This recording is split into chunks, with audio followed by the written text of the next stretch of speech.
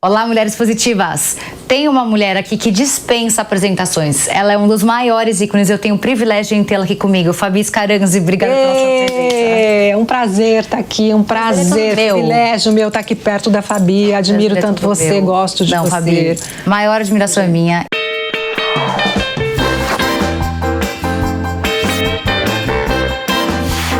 Mulheres positivas.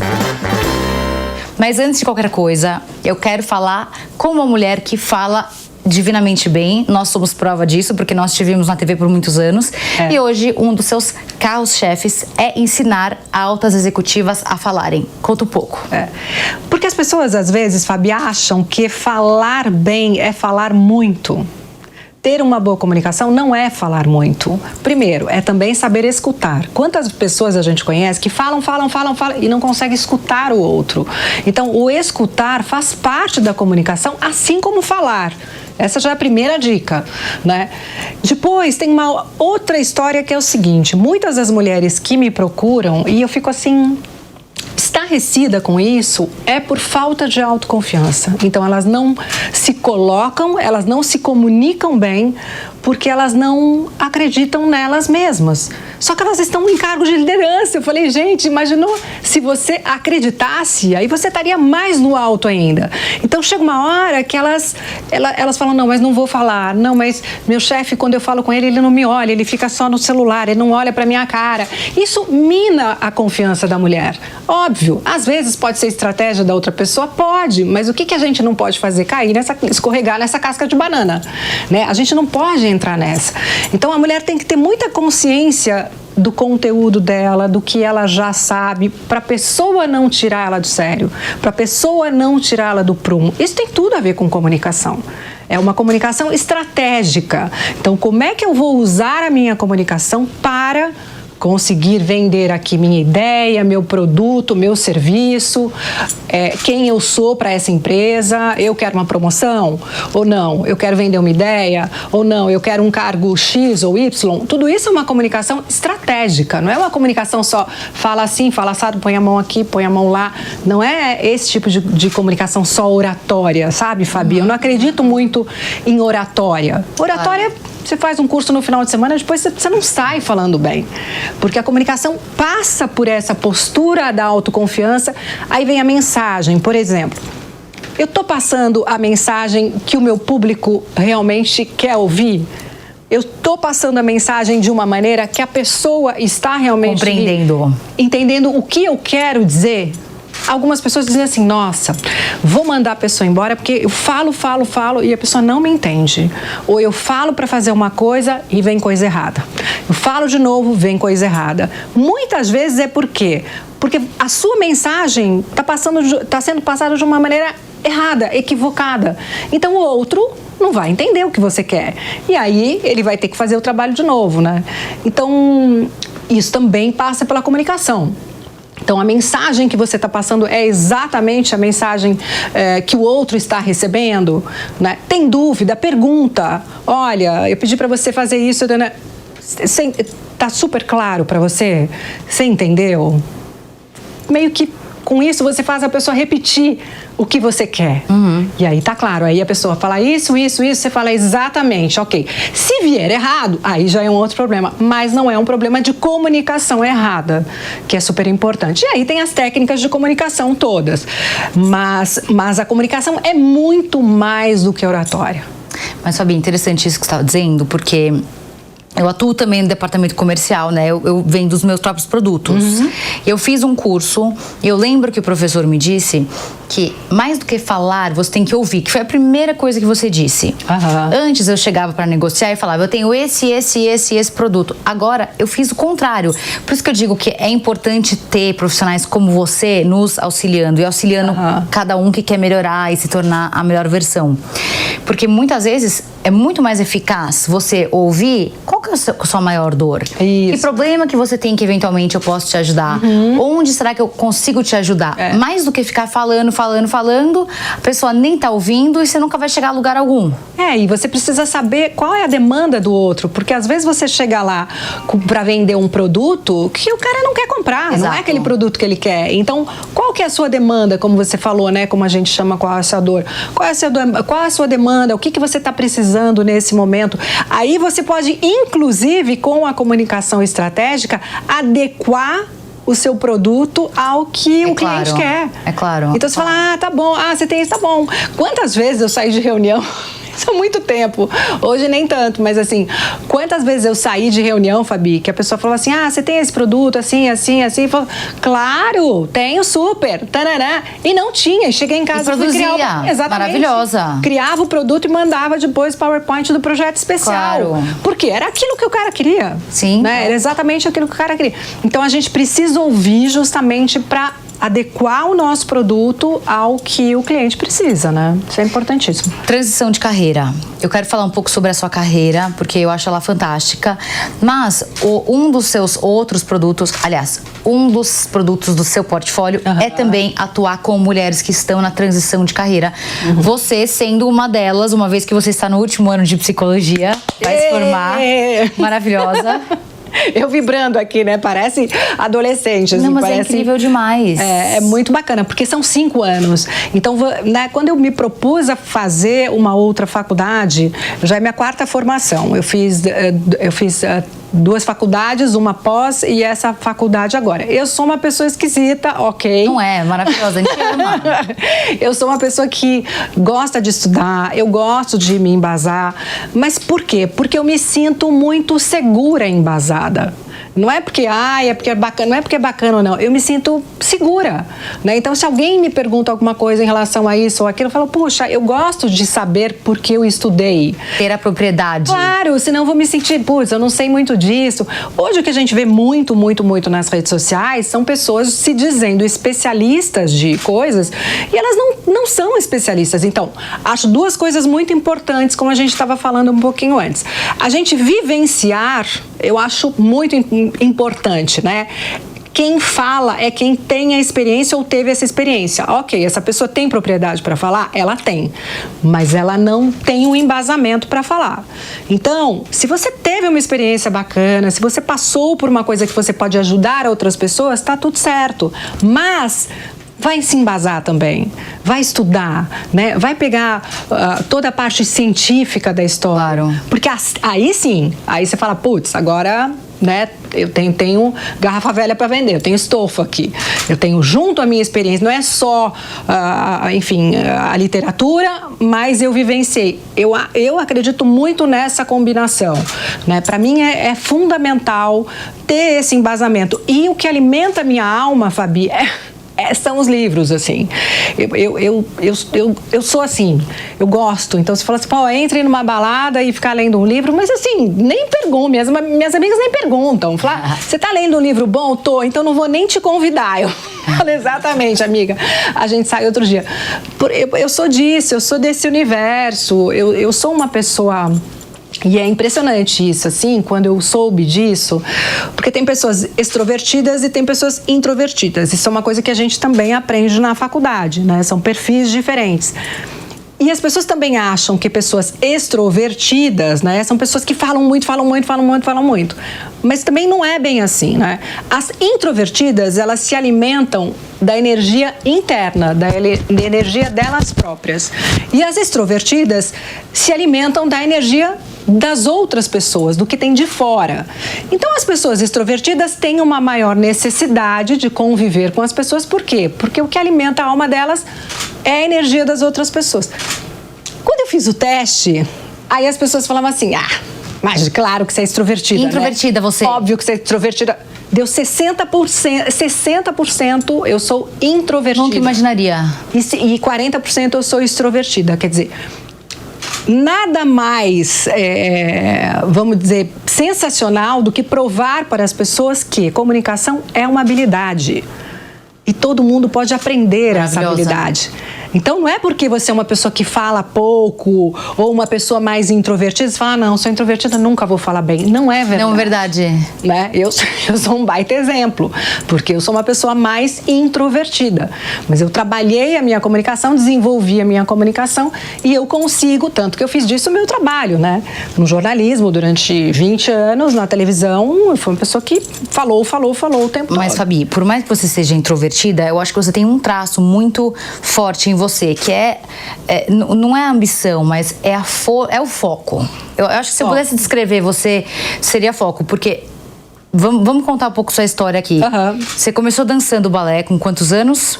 Não, com 5 anos. Assim, 5 anos? Muito novinha. Você tinha certeza que você queria aquilo naquela época? Nossa, era aquilo. Focada. E aí? E aí eu sofri um acidente. Eu dançava na escola de bailado do Municipal, que era uma escola gratuita lá no centro da cidade, mas era uma escola muito difícil de entrar, né? O teste era, sei lá, era 200 pessoas para uma vaga. Era bem difícil. Eu entrei e quando eu tinha 13 anos, eu estava no 6º ano já, eu sofri um acidente. Sofri um acidente muito feio, quebrei o fêmur em 2 lugares, triturei o tornozelo, quebrei o pulso, enfim, quebrei ossos que eu nem sabia o nome desses ossos. E aí eu tinha muito esse foco, que aí eu acho que é um pouco de ingenuidade de criança, que a gente acha que a gente vai conseguir tudo que a gente quer, né? Quando a gente é criança. Porque a gente não tem medo, né? Você não sabe o que não pode acontecer, você acha que vai. E eu tinha muito na minha cabeça que eu ia me recuperar e eu ia voltar a dançar para ser bailarina. Para mim aquilo era um acidente, mas... o meu foco não era, nossa, minha perna está toda ferrada, meu braço está todo ferrado. Não, era o que eu tenho que fazer para conseguir subir no palco de novo numa sapatilha de ponta. Então, eu sempre fui uma pessoa muito determinada. Determinação, mais do que foco, acho. Acho que essa é a palavra. Eu acho que é. Determinada. Eu sempre fui muito determinada. E uma outra dica, se eu puder dar para as pessoas, sempre que a gente tem um objetivo na frente, isso te motiva muito para você conseguir alguma coisa. Quando você é uma pessoa que fala, o que você vai ser? Vou ser isso, vou ser aquilo, vou fazer aquilo, tal. As coisas ficam mais difíceis, porque elas ficam muito áridas. Elas ficam muito confusas. Quando você coloca um objetivo, então ali, o que eu queria? Eu queria voltar a dançar, né? Eu tinha um foco muito... Eu quero voltar a dançar. Então, o que eu tenho que fazer para voltar a dançar? Mas os médicos falavam que você não ia conseguir? Os médicos falavam que, olha, você tem 13 anos, você vai ter outras profissões, você vai poder ser outra coisa, mas voltar a dançar, você nunca mais vai poder dançar. Porque eu era muito obstinada com balé clássico. Mas daí estava nem aí pra ele, você continuou focada? Continuei focada. Foi muito bacana, porque eu realmente me recuperei, voltei a andar, eu acho que, sei lá, uns 5 meses, era abril, e eu tinha apresentação no final do ano, em dezembro, e foi muito bacana. Eu acho que essa determinação, esse colocar o objetivo na frente, foi o que fez realmente eu conseguir uma recuperação tão rápida. Dancei com as meninas no final do ano, não consegui dançar de sapatilha de ponta, mas dancei junto com as meninas, mesmo de meia ponta, mas convidei todos os meus médicos, inclusive, foi uma choradeira, a gente mais chorou do que dançou, porque convidei todos os médicos ali para a primeira fila para me assistirem, eu falei, falei para vocês que eu ia conseguir e tal. Então, a partir dali, eu acho que eu fiquei mais forte. Que é outra dica também que eu dou para as mulheres, né? As mulheres vêm procurando autoconfiança.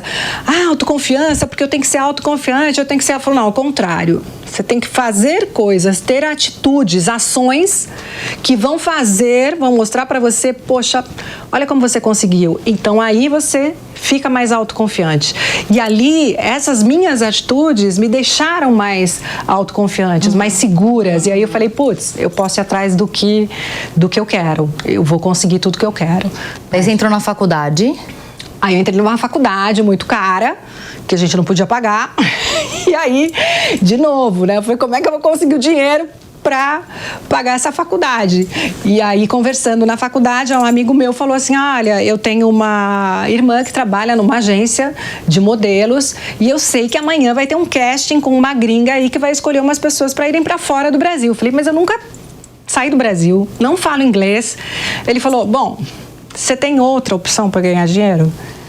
Eu falei, não. Ele falou, então, bora lá. Eu falei, mas eu não tenho book, não tenho foto. Fala que roubaram. No Brasil, tu não rouba tudo. Fala que roubaram. Eu falei, gente, eu mentindo, não sei o quê. Ele falou, você tem outra opção? Ele falava toda hora isso. Você tem outra opção? Você tem outra opção? Eu falei, não. Ele falou, então, bora lá. Fui eu no dia seguinte lá e aí me receberam na agência, era amiga, né, da irmã dele e tal. E todo mundo me olhando, né? Cadê seu book? Eu falei, roubaram. Meu book, roubaram. Então faz umas fotos dela ali. Aí tinha uma gringa lá, a gringa anda pra frente, anda pra trás, vira, Passou, saí de lá, desolei, porque eu falei, não, gente, nunca vai dar certo isso, mas tudo bem, fui lá, tentei, me senti melhor, né, porque eu tava tendo uma atitude em relação ao que eu queria. E aí, Fabi, 10 dias depois me ligam dessa agência dizendo assim... Vai pro Japão. A gringa te escolheu, você vai pro Japão. Eu falei, mas Japão? E aí, meu pai, eu tenho umas lembranças boas, meu pai que era super de boa, assim, ele falava assim, eu falava assim, mas vou pro Japão, meu pai falava assim, mas você vai de avião, você vai a pé, tá tudo certo, você vai entrar no avião. Mas eu tinha 17 anos, né, então meu pai eles tiveram que autorizar e tal, e eu falei, não, mas isso vai me ajudar a trabalhar e voltar pro Brasil para pagar minha faculdade. Mas você sabia que você não queria ser modelo, era só uma transição. Eu era molecona, imagina, não tinha uma foto, não tinha nunca feito absolutamente nada, assim. Mas aí você ganhou uma grana e falou, agora eu vou voltar para pagar minha faculdade. Aí eu fui para lá, imagina eu chegando lá, onde não se fala quase inglês, né? Naquela época muito menos, onde tem aquelas letrinhas maravilhosas, mas você não entende nada. E assim, passei perrengue, né? Mas eu falo, a gente vai criando casca, né, Fabi? A gente vai criando casca e isso vai te dando uma vivência muito interessante. E aí meu contrato durava 6 meses, aí eu voltei pro Brasil com dinheiro e aí sim, fiz a matrícula na faculdade, eu vim pra faculdade. Aí depois eu gostei, né? A gente gosta de ganhar dinheiro. Eu ficava 6 meses aqui, fazia faculdade, trancava a faculdade, ia lá, ganhava mais dinheiro, pegava mais dinheiro, voltava, fazia faculdade. Bom, a primeira faculdade eu fiz em 5 anos, né? Porque eu tinha que ir lá buscar dinheiro pra voltar. Mas aí, quando eu voltei, aí as pessoas já queriam saber quem eu era, aí eu fiz capa de, sei lá, acho que... Milhares? Não, milhares não, mas acho que 120 revistas, muitas revistas. No Brasil e fora do Brasil. Fotografei Duran, Bob, todos lembro. Fotógrafos maravilhosos. Mas é isso, a carreira meio que deu certo, mas deu certo não porque era meu sonho ser modelo, né? Era um meio de eu conseguir ganhar dinheiro, mas eu fui ficando porque eu falei, poxa, isso aqui tá me sustentando, né? Tá sendo bem. Mas eu disse isso, quando eu acabar minha faculdade, eu vou parar de ser modelo. Não, vou parar de ser modelo. E não, depois eu fui para Nova York, depois eu fui para Milão, depois eu fiz outras viagens como modelo. Como modelo. Mas o Japão foi logo o começo, assim, né? E foi o lugar mais estranho e mais lindo que eu já conheci, assim. E a transição para a TV? Então, aí eu comecei... Aí eu falei, vou terminar no dia que eu acabar a faculdade. E no dia que eu acabei a faculdade, eu falei, não modelo mais. Avisei a agência de modelos que quase teve uma síncope cardíaca. Eu sempre eu sempre fiz essa transição de uma maneira muito segura. Eu viro mesmo. Não é que eu falo, mas era tão legal, mas meu foco já é outro. Não, é sem dó, é assim, dou minha decisão, não quero. Para mim era muito claro, porque eu sabia que aquela carreira de modelo não ia me levar muito onde eu queria. Eu já era uma pessoa que gostava de livros abertos, eu já era essa pessoa mais profunda, mais intensa, né? E a gente tinha vida de modelo, vai, fotografa aí volta, aí vai, isso aqui, tive que falar muito não para muita coisa, assim, vi coisas que eu gostaria de não ter visto, mas foi uma vivência muito, muito, muito interessante. Mas era disciplinada, porque eu fui pela agência Ford Models, né? A Ford Models era a melhor agência do mundo. Então, eles escolhiam 5 pessoas entre todos os continentes para estarem lá durante 6 meses. Então, eu fotografava com gringas que eu falava, o que os caras viram em mim? O que eu tô fazendo aqui, né? Porque eram gringas maravilhosas e tinha um respeito pela agência, assim, muito muito grande, assim, foi muito legal, mas tinha uma disciplina, né? Você não podia atrasar um minuto, então teve um dia uma história engraçada que eles davam um papelzinho para mim, um envelope com todas as informações de onde era o lugar que eu ia fotografar.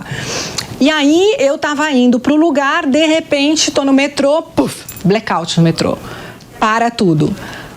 Blackout, tudo escuro. Eu falei, meu Deus do céu. E os japoneses todos quietinhos, ninguém fazia barulho, ninguém reclamava, ninguém fazia nada. Eu falei, gente, eu vou ser evoluída assim ainda, pelo amor de Deus. Tava em paz. Né? E eu falei, cara, o que vai acontecer? Bom, ficou um tempo e eu comecei a ficar meio claustrofóbica, né? Porque você tá no metrô, você tá embaixo da terra. O que era, meu Deus? Era blackout total, assim, na cidade de Tóquio. E aí começou depois a andar, depois eu falei, vou descer. Não vou descer, vou descer. Fiquei, blackout de novo. Eu falei, caraca, podia ter descido. Agora eu vou morrer aqui, ninguém vai saber quem eu sou. Já tava desesperada. E aí, enfim, saí. Saí de lá, eu e vários japoneses aquele dia nos atrasamos para chegar no trabalho. Ou seja, eu cheguei 15 minutos depois do horário que eu tinha cumprido. Da foto. Fui lá. Ai, gozaimasu, todo mundo ok, né? Me trataram super bem, tivemos um ótimo dia de trabalho. E eu recebia toda sexta-feira na agência, né, os meus cachês. E aí eu fui lá, quando eu fui lá... Não tinha chegado? Não, esse cachê tinha chegado com 50% do valor. E aí eu falei, não, esse aqui tá errado. 50%. Ele falou, não tá errado. Eu falei, mas você não chegou atrasada? Eu falei, eu cheguei atrasada, mas eu cheguei atrasada porque teve um blackout no metrô, a cidade inteira parou, não tinha táxi, não tinha ninguém, eu tinha que vir a pé. Eles falaram assim, mas... Então eu comecei a aprender e tem coisas que são muito o que é certo, o que é errado. Ou seja, eu cheguei atrasada, eu atrasei as pessoas do estúdio que tiveram que fazer hora extra, que tiveram prejuízo por minha causa. Não importa que eu não fui responsável. Mas eu cheguei atrasada. E aí o cachê foi pela metade. Eu, no começo, falava, ai, odeio isso, não sei o quê. Mas depois você começa a entender que é assim, que o mundo é assim. E você prejudicou alguém porque você chegou atrasada. Não importa se você teve a intenção de ou não. Então, aprendi muito no Japão, Fabi. Maravilhoso. Muito interessante, assim, muito legal. E aí, então, essas transições, né, de carreira, aí eu falei, vou parar de modelar assim que eu acabar a faculdade. Acabei a faculdade, acabei a faculdade. E aí falei, bom, vou parar de modelar. Quero fazer jornalismo. Falei, você já queria? Eu gostava dessa coisa de prestação de serviço, sabe? Eu gostava, mas eu falei, putz, será que... O que eu faço em relação a isso? Mas queria fazer alguma coisa em relação à imagem, a vídeo. Porque quando eu fui modelo, me chamavam muito para fazer vídeo, falando... Você já falava bem? Já falava bem, assim. Já comecei a desenvolver. 17 anos, você vai morar no Japão sozinha, jogada? Óbvio que você... Se vira. Você tem que se virar, não tem outro jeito. E aí eu comecei... Aí eu falei assim, quer saber? Quando eu não sei o que fazer, eu começo a estudar. Eu entrei na faculdade de jornalismo. Aí as pessoas, poxa, faculdade de jornalismo agora, você já fez, já se formou, fez uma faculdade. Eu falei, mas eu quero estudar para fazer jornalismo. Entra na televisão e não sei o quê. Eu quero estudar para fazer, Sempre isso. Eu me sinto mais segura, embasada. Mas eu acho que, sei lá, o que eu manifestei ali, e eu tinha me separado, eu tava com um bebê, meu filho tinha um ano, tinha me separado, meu filho tinha 1 aninho, e as pessoas falaram, putz, você não vai dar conta com um bebê de 1 ano, vai voltar a fazer faculdade, não sei o quê. Fabi do céu. Eu falei, vou. Fiz a faculdade com o bebê. Mas aí não tinha essa coisa de não ter dinheiro para pagar, pelo menos, não é? Sim. Essa doideira, então eu podia estar mais próximo a ele, em São Paulo. E assim foi. Fiz a faculdade.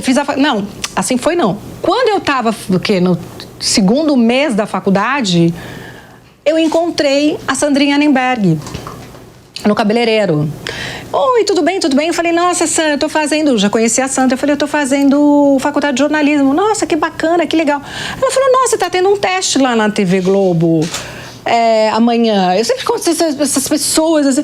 Eu falei, um teste lá pra apresentar o Mapa Tempo do Jornal Nacional. Eu falei, Nunca fiz vídeo, que nem e-book, né? E eu me lembrei disso na hora, quando eu ia pro Japão, que eu falei, mas eu não tenho foto, eu não tenho não sei o quê. E dependeu ali da minha ação, da minha atitude. E eu comecei a dar as mesmas desculpas para ela. Eu falei, mas eu não tenho vídeo gravado, eu nunca fiz, e não sei o quê. Ela falou, vai. Ela falou, eu acho que você podia ir, né? Se não der certo, tudo bem, mas vai, você já está fazendo a faculdade. E naquele tempo, você tinha que ter o registro de jornalista para ser, vamos dizer, para apresentar telejornais na TV. Hoje em dia, acho que nem precisa mais, né, do diploma de jornalista. Mas antes precisava. E aí eu fui fazer o teste. E fui aprovada. Aí eu falei... E foi pro ar? Não, e fui pro ar, fiz sei lá quantos pilotos e fui pro ar. Então, minha vida sempre foi muito assim, né? Então, eu tava como apresentadora da TV Globo, mesmo que começando, mas eu tava na faculdade. Que as pessoas pensam muito isso, não, já tá lá como apresentadora, não tá na faculdade. Mas eu sempre tive esse contraponto, eu acho muito interessante, assim. Aí acabei a faculdade... E ficou 20 anos. 20 anos no jornalismo, né? E aí apresentei, aí foi crescendo lá dentro, né? Depois do Mapa Tempo, aí fui apresentando telejornais também. Foi uma carreira muito, muito legal, muito interessante, assim, muito bacana. Até que um dia tive uma dor horrível de estômago, né? Isso que fez eu mudar de novo de transição de carreira. Sim. Repensar a minha vida. Tive uma dor aguda no estômago. Mas eu já sabia que alguma coisa tinha que mudar. Eu não sabia exatamente o que era, mas eu sentia que já era um ciclo que estava se encerrando também. Mas eu não tinha essa consciência. Mas sabe quando você vai para o trabalho já no automático? Você fala, bom, vamos lá, tal, senta, grava, né? Não tinha, né? Sabe aquela coisa que te dá aquela borboleta no estômago, aquele frio na barriga, que é muito bom de sentir. De quando você está apaixonada pelo que você faz ou por alguém ou alguma coisa. E aí, eu não sabia o que era, mas eu não estava tão feliz. Mas tive essa dor horrorosa, fui levada para o hospital. E aí, lá no hospital, me disseram, olha, meu médico que me conhece muito há muitos anos, ele falou, você está feliz? Não, e aí eu desabei de chorar, né? Porque é uma pergunta muito profunda. Né, muito profunda, porque você repassa um monte de coisa, não é estar feliz naquele momento, mas né, você tem estado feliz e tal. E aí eu comecei a falar com ele e tal, eu falei, eu acho que você tem que dar uma repensada na sua vida, né? Talvez tenha essa coisa também psicossomática de você estar realmente deixando física uma coisa que era emocional. Sim. Né, E aí, enfim, eu tava com uma úlcera aberta, não tava sentindo nada, uma ferida no estômago, assim, horrorosa. E aí falei, não, corpo, mente, espírito, tá cada um para um lado, eu preciso juntar essa turma de novo aqui. E o que me trouxe até aqui não é o que vai me levar para frente e eu preciso descobrir o que é. Mas eu tinha 1 ano e meio de contrato, então eu tive como... Que segurar ainda... Como pensar melhor.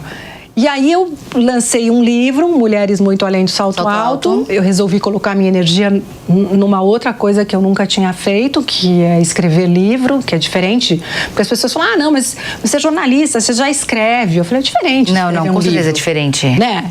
É diferente. Sim. Até a quantidade de coisas que você escreve ali, e no jornalismo de televisão a gente escreve tudo muito curto, né? Tudo muito pequeno, o texto para TV. E aí eu lancei esse livro com mulheres totalmente intuitivo, comecei a fazer palestras nas empresas, comecei a entrar muito nisso, falei, poxa, tô gostando muito disso. E aí eu não assinei a minha renovação de contrato quando o meu contrato acabou. Então, aí eu comecei a trabalhar com as mulheres meio assim, intuitivamente. E hoje é o que você mais ama na vida? Depois eu fiquei colunista da Forbes, né? Sou colunista da Forbes e dou as mentorias para as mulheres também. Mas isso foi vindo, assim, né? Num crescendo e você descobrindo mesmo, né? Hoje trabalho muito com o corporativo também, com mulheres executivas que me procuram tanto, 40 mais, tipo, quero trocar de carreira, quero fazer uma transição. Uma faculdade. E o fato de fazer a faculdade com 58 anos que eu tenho, parece que é engraçado. Elas falam pra mim, nossa, eu me acho velha com 40 anos para fazer alguma coisa e você com 58 fazendo uma faculdade. E eu falo, putz, eu não penso na idade, eu penso nos interesses que eu tenho e no que eu quero conquistar. Claro. Para mim é sempre muito isso, um objetivo na frente vai. Um objetivo na frente vai, sabe? É muito... Últimas considerações aqui para quem tá te ouvindo, te assistindo, porque se eu pudesse eu ficaria mais algumas horas aqui conversando com você. É uma delícia, né? Façam o que vocês querem fazer, independentemente da idade de vocês. Não liguem para o que as pessoas acham ou porque as pessoas falam. Eu sempre falo para as meninas, eu falo assim, quem paga os boletos de vocês são vocês, então quem paga os seus boletos são vocês, então vão em frente atrás dos seus sonhos. E eu não gosto só de falar em sonhos, né? Eu gosto muito de pegar esses sonhos e transformar em realidade. Então eu sou muito essa pessoa que traz para a realidade. E a gente trabalha muito isso na mentoria de transição de carreira. Como é que eu faço uma ideia, um sonho se transformar realmente em realidade? Senão a gente fica vivendo, e se eu fosse, se eu fizesse, e se. Não dá para viver uma vida de e se. A gente está aqui para realizar e para concretizar. Então é isso, vão em frente, muita saúde, muita prosperidade, muito tudo de bom em 2024. Quero te ver muito mais em 2024. Nós veremos. Eu sei que a sua agenda é muito difícil, mas eu quero te ver mais. Não, mas a gente vai se ver mais. Muito obrigada. Você é muito maravilhosa. E olha você falando, quando eu cheguei lá, eu pensei, nossa, como elas são maravilhosas. Olha lá, Fabi, você é tão maravilhosa quanto elas. Não, com certeza. Com certeza. E não se esqueça que a entrevista completa com a Fabi Scaranzi está disponível no aplicativo Panflix para você ver e rever a hora que você quiser. Se você ainda não baixou, corre já para sua loja de aplicativos e faça o download. E até semana que vem com mais uma Mulher Positiva.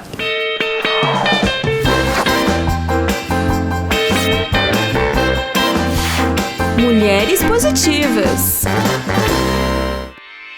Realização Jovem Pan News.